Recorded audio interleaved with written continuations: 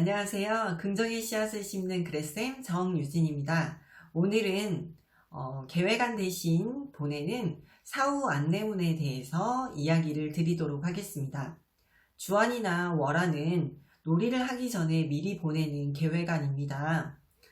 그런데 놀이 중심 교육과정에서는 유아의 놀이를 최대한 지원하라고 하고 있기 때문에 교사의 계획대로 흘러가지 않을 수 있습니다. 그렇기 때문에 개정 놀이과정에서도 교사의 계획을 최소화하고 유아의 놀이를 최대한 지원해 주라고 이야기를 하고 있습니다. 그래서 미리 계획을 하는 것이 과연 효과적인가? 유아의 놀이를 지원할 수 있는가? 이런 부분들에 대해서 고민하시는 선생님들이 많으신 것 같아요. 그래서 이런 부분에 대한 대안으로 나온 것이 사후 안내문이었습니다. 그런데 지금까지 나온 사후 안내문을 보시면 사진이 들어가 있고 놀이 소개 글이 많이 담겨 있습니다. 저도 놀이 중심 교육과정 책을 쓰면서 사후 안내문에 대한 예시를 보여드리려고 직접 작성을 해봤는데요. 사진을 선별하고 글을 쓰는데 시간이 꽤 많이 걸리더라고요. 중요한 것은 유아의 놀이를 지원하는 것인데 사후 안내문의 취지에 벗어나서 교사의 업무가 너무 과중되는 것은 아닌가라는 걱정이 들더라고요. 그래서 놀이중심 교육과정 책에는 실지 않았어요. 하지만 연수에서 만난 선생님들이나 블로그에서 많은 분들이 사후 안내문에 대해서 궁금하다고 이야기를 해주셨고, 그리고 어떤 기관에서는 계획안도 보내고 놀이 후에 사후 안내문도 또 보내겠다라고 이렇게 두 개를 같이 하겠다라고 결정하신 유치원도 있어서 이런 부분에 대해서는 조금 더 고민과 연구가 필요하겠다라는 생각이 들었습니다. 사후 안내문의 장점은 교실에서 어떤 놀이가 이루어졌는지에 대해 학부모님께 안내를 드릴 수 있다는 점입니다. 교육 공동체인 학부모님께 어떤 놀이가 지금 이루어지고 있는지, 놀이 속에서 아이들은 무엇에 흥미를 가지는지에 대해서 소개할 수 있습니다. 그리고 교사가 놀이를 더 꼼꼼하게 관찰해서 기록할 수도 있고 아이들의 놀이 과정을 돌아보는 기회가 되기도 합니다. 이에 반해 사후 안내문의 단점은 사진 선별이 어렵다는 점입니다.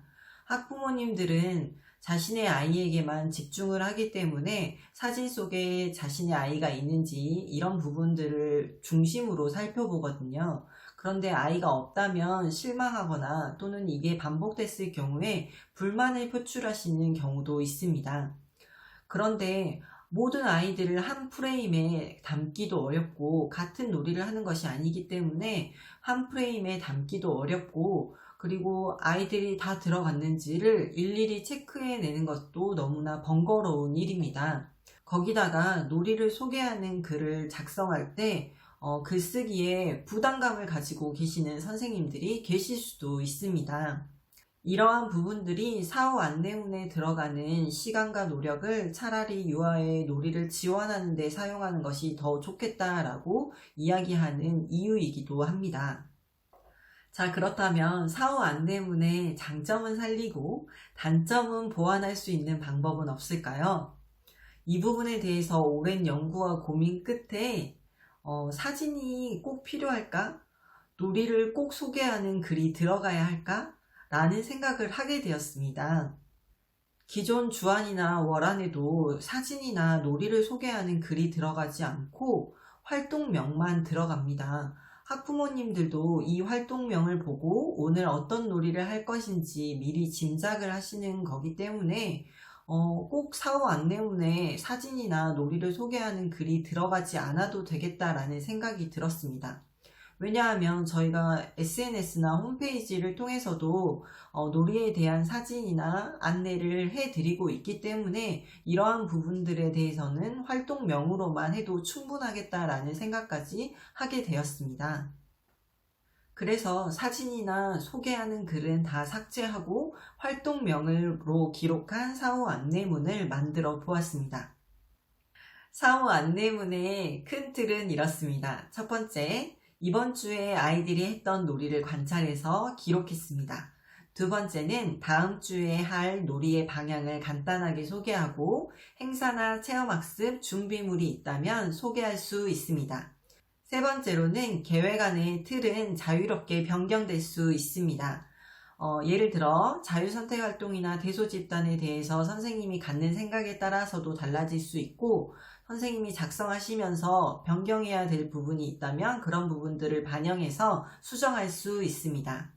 네 번째로는 사후 안내문이라는 딱딱한 용어를 사용하는 대신에 유아의 놀이를 지원해 줄 수 있는 다른 용어를 사용해서 타이틀을 만들어 보았습니다.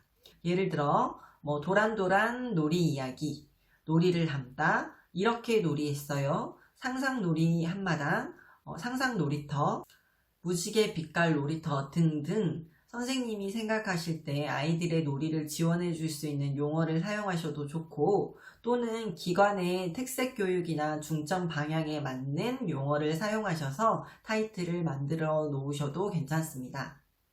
4개의 사후 안내문 예시를 보여드릴 텐데 모두 주제가 수박이고 활동 내용은 같지만 보여지는 틀이 조금씩 다릅니다. 자, 그렇다면 자유놀이와 대소집단 활동을 구분한 사후 안내문 먼저 살펴보겠습니다.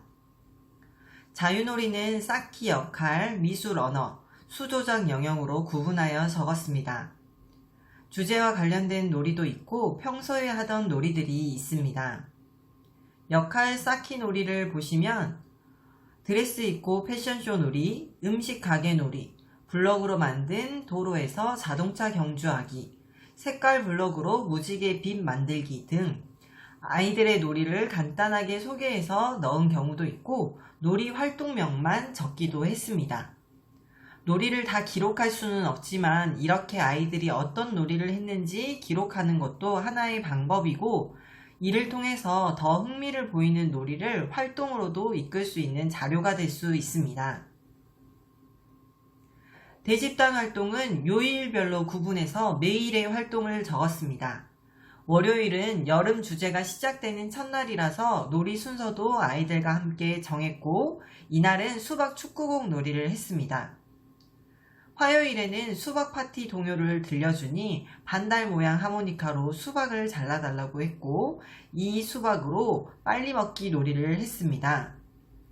수요일, 목요일에는 수박씨 멀리 뵙기를 이틀에 걸쳐 했고, 수박에 관심이 높아져 수박과 관련한 놀이를 더 추가했습니다.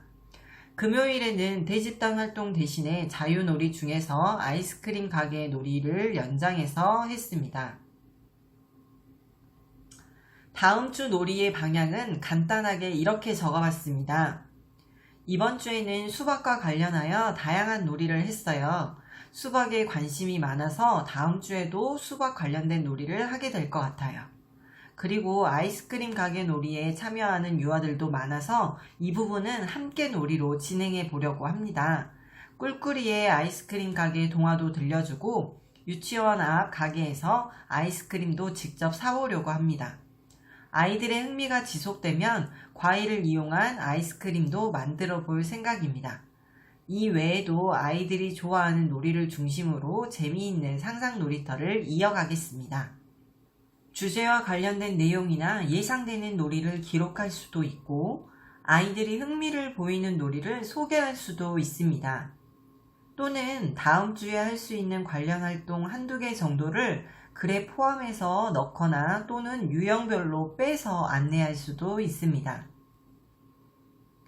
두 번째 예시입니다.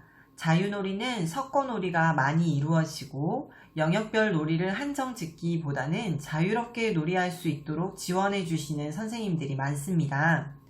그래서 자유놀이 영역을 구분짓지 않고 유아들이 했던 놀이를 한꺼번에 적어 보았습니다. 그런데 영역을 구분하지 않으니까 너무 많아서 학부모님들이 이 부분을 읽을까 하는 의구심이 조금 들었습니다. 이런 부분들은 선생님들이 작성해 보시면서 고민해 보고 수정해 보시면 좋겠죠. 대소집단 활동 역시 요일별로 구분하지 않고 합쳐서 표시를 했습니다. 1번과 2번 예시를 만들고 보니 미리 보내는 주간교육계획안과 형식이 크게 다르지 않아서 이게 계획인지 실행인지 구분이 가지 않는 것 같다는 생각이 들었습니다. 어떻게 이 부분을 해결할 수 있을까 고민을 하다가 놀이가 중심이 되게 하거나 한 줄 기록처럼 써보면 어떨까 생각해 보았고, 이를 바탕으로 3, 4번 예시를 만들었습니다.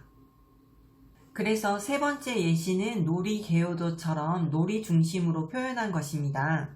수요일에 수박씨 멀리뱉기 놀이를 했는데 너무 재미있어 해서 목요일에 올림픽처럼 대회를 열어 한 번 더 하게 되었어요. 내용을 보시면 한 번 더 해요 대회처럼 긴장 100배 개인 연습하기, 이렇게 간단하게 아이들의 놀이를 소개했고 순서도 한눈에 알 수 있습니다. 이 예시는 무지개라는 컨셉을 입혀보면 어떨까 싶어서 디자인을 이렇게 바꿔보기도 했습니다. 타이틀도 무지개 빛깔 놀이 이야기로 만들어 봤습니다. 선생님들의 취향에 따라 골라보는 재미가 있겠죠? 네 번째 예시는 아이들이 주제와 관련해서 하고 싶은 놀이를 이야기하고 이를 바탕으로 놀이를 한다는 점을 강조하기 위해 실제 했던 마인드맵을 넣어봤습니다. 그리고 간단하게 놀이의 내용을 한 줄로 소개하는 방식을 사용했습니다. 화요일을 보시면 배가 불러 계획되어 있던 수박씨 멀리뱉기에는 내일로 연기, 남은 시간 바깥놀이를 했어요. 수요일에는 수박씨가 돗자리를 넘어서 멀리 날아가기도 하고 얼굴에 붓기도 했어요. 이렇게 한 줄로 놀이 기록을 하는 것입니다. 제가 총 4가지의 예시를 보여드리고 어떤 고민을 했는지도 소개를 해드렸습니다. 저의 이야기가 선생님들이 계획안의 종류를 선택하시고 그리고 틀을 만드시는데 도움이 되길 바랍니다. 그리고 사후 안내문을 한글 파일로 나눔을 하려고 합니다. 사후 안내문 한글 파일은 끝까지 영상을 시청해 주시고 그리고 좋아요를 눌러주신 선생님들에 한해서 유튜브 댓글에 메일 주소를 알려주시면 수정이 가능한 한글 파일을 보내드리도록 하겠습니다. 좋아요와 구독 꼭 눌러주시고 다음 영상에서 또 만나요.